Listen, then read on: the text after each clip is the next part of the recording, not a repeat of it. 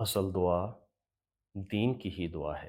حضرت امیر المومنین اید اللہ تعالیٰ بن نصر عزیز حضرت اقدس مسیح موعود علیہ السلام کا اقتباس پیش کرتے ہوئے فرماتے ہیں، یاد رکھو کہ اگر تم مداحنہ سے دوسری قوموں کو ملو، یعنی کمزوری دکھاتے ہوئے، اپنے مذہب کو چھپاتے ہوئے، تو فرمایا کہ تم کامیاب نہیں ہو سکتے۔ یعنی کبھی کمزوری نہیں دکھانی چاہیے، نہ اپنا دین چھپانا چاہیے، بلکہ تبلیغ کے میدان میں تبلیغ بھی کھل کر کرنی چاہیے۔ فرمایا خدا ہی ہے جو کامیاب کرتا ہے، اگر وہ راضی ہے تو ساری دنیا ناراض ہو تو پرواہ نہ کرو۔ ہر ایک جو اس وقت سنتا ہے یاد رکھے کہ تمہارا ہتھیار دعا ہے، اس لیے چاہیے کہ دعا میں لگے رہو۔ فرمایا ہماری جماعت کو چاہیے کہ راتوں کو رو رو کر دعا کریں، کیونکہ اس کا وعدہ ہے کہ ادعونی استجب لکم۔